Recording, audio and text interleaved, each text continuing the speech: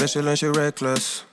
Baby, you're my bestest friend, yeah, she my bestie. My love for you is endless, nobody else can end it. And when I get the money back, then baby girl, you can spend it. And everything is alright, I like how you doing. Même si elle n'est pas encore terminée, elle a déjà dépassé à la tour A, B, C, D et E qui sont juste là, à côté. Vous voyez, elle a déjà dépassé, mais je pense pas qu'elle est même à 70% de travaux, je pense pas. Environ 70% de travaux. En tout cas, pour vous dire que ce sera très haut, ce sera vraiment très haut. La tour F est un projet de gratte-ciel qui s'élève dans la commune du Plateau, où les travaux ont commencé en juillet 2021. Ce projet s'inscrit dans le plan d'urbanisme de la ville depuis 1970. Les gars, je vous résume un peu l'histoire de la tour F. Voilà. En fait, c'est un projet qui a été inscrit depuis les années 1970 dans le plan d'urbanisation du gouvernement. Voilà, donc le projet, en soi, il va permettre de regrouper l'ensemble des... En fait, un certain nombre de bureaux du gouvernement qui sont dispersés dans la ville. Voilà. Donc, comme la tour F verra presque 400 mètres de hauteur avec plus de 76 étages, elle va servir à regrouper ces projets-là dans un seul endroit en fait. Donc, elle a coûté 250 milliards de francs CFA pour la construction. Oui, le coût total des travaux est estimé à environ 250 milliards de francs CFA, soit l'équivalent de 450 millions d'euros.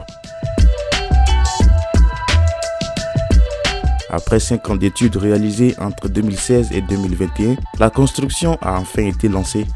Une fois achevée, la tour F deviendra le gratte-ciel le plus élevé d'Afrique et constituera la 6e structure de la cité administrative. Initiée par le ministère ivoirien de la Construction, du Logement et de l'Urbanisme, qui est le maître d'ouvrage, le projet est développé en partenariat avec PFO Africa en tant que promoteur et concepteur.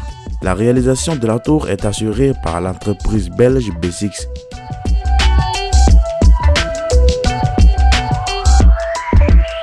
Il y a une certaine course à la plus haute tour qui se joue en Afrique, notamment au Maroc, en Afrique du Sud et dans certains pays. Voilà, je pense aussi, on n'a pas les mètres exacts, c'est-à-dire la longueur exacte de la tour. Voilà, parce que les pays sont dans une certaine course pour la plus haute tour en Afrique.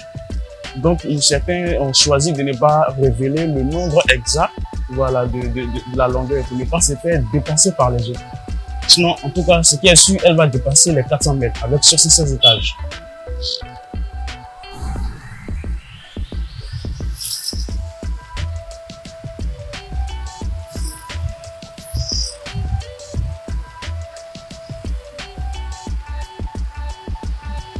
Malheureusement, les gars, je n'ai pas pu avoir accès à l'intérieur.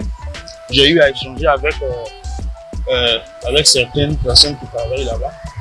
Voilà, pour le moment, l'accès ils n'ont pas encore donné accès pour que les gens puissent aller visiter, parce que bien évidemment, ce n'est pas encore terminé. Voilà, donc c'est quand ce sera terminé que les gens auront accès à la tour pour aller la visiter.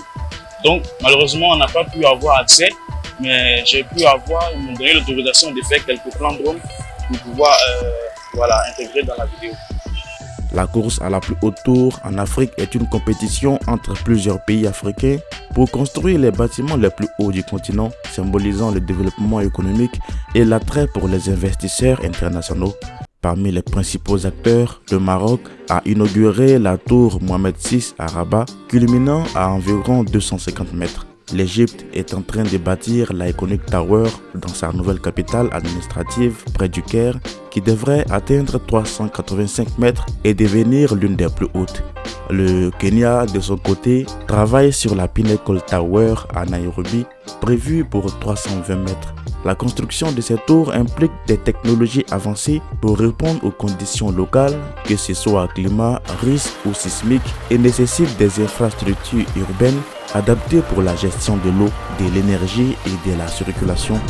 Cette course au gratte-ciel reflète donc la volonté des pays africains de redéfinir leur place sur la scène mondiale et de montrer leur développement et prospérité à l'international. La Tour F à Abidjan, dans la commune du Plateau en Côte d'Ivoire, est conçue pour devenir le plus haut parmi tous ces gratte-ciels, atteignant plus de 400 mètres de hauteur avec 76 étages. Son architecture moderne et innovante, intégrant des éléments distinctifs de l'identité culturelle ivoirienne, la rendra facilement reconnaissable dans le paysage urbain.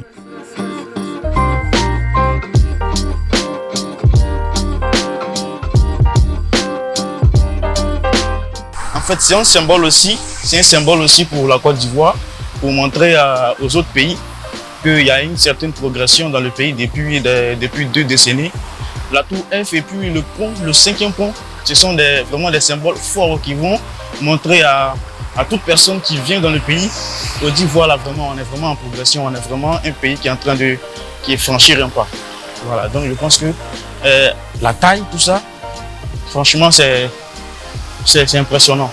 Oui, effectivement, on l'a tous vu avec le 5e pont qui, à l'inauguration, a créé un tollé de réactions sur les réseaux sociaux et a attiré des milliers de visiteurs. C'était du jamais vu dans le pays et avec la CAN, cela s'est encore plus ressenti avec des centaines de personnes observées chaque jour sur le pont. Du point de vue international, le 5e pont d'Abidjan a renforcé la position de la Côte d'Ivoire comme modèle d'infrastructure moderne en Afrique de l'Ouest, stimulant la confiance des investisseurs et des partenaires étrangers. Ce pont moderne a renforcé l'image de la Côte d'Ivoire comme un pays stable et en développement, améliorant sa réputation auprès des instances internationales et des bailleurs de fonds qui y voient un gage de bonne gouvernance et de viabilité à long terme. Eh bien, ce sera la même chose pour la Tour F et elle aura un impact encore plus important.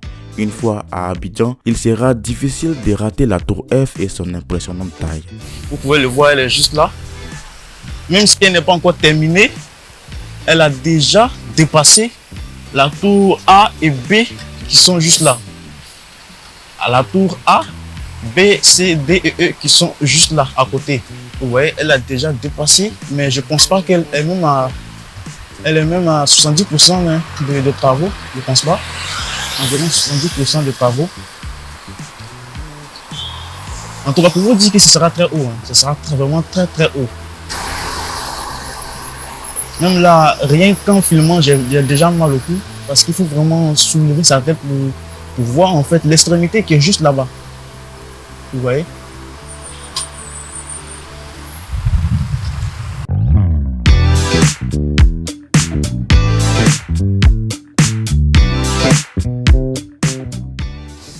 Parce qu'aujourd'hui, ça fait la fierté de la Côte d'Ivoire.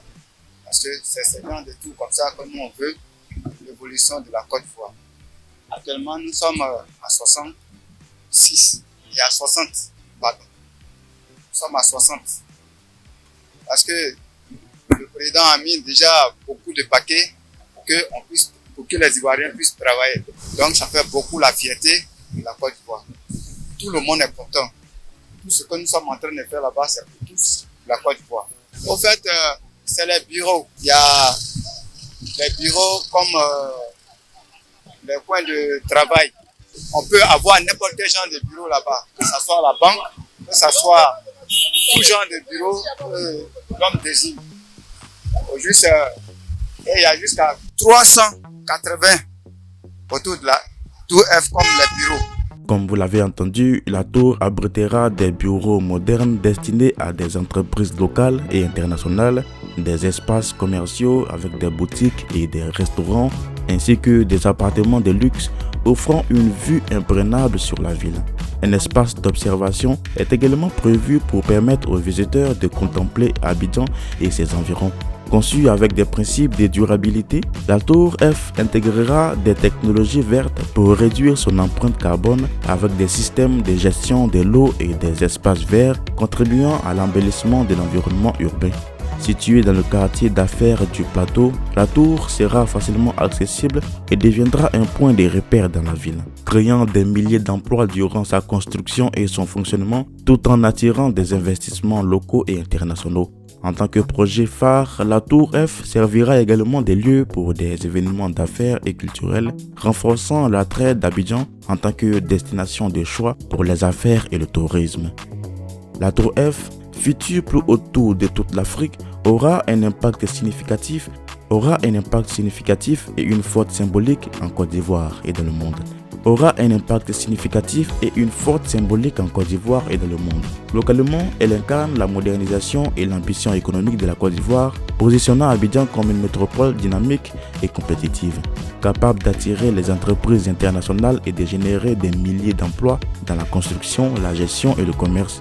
Elle deviendra un symbole de fierté nationale pour les Ivoiriens, démontrant que leur pays peut rivaliser avec de grandes villes mondiales en termes d'infrastructures modernes.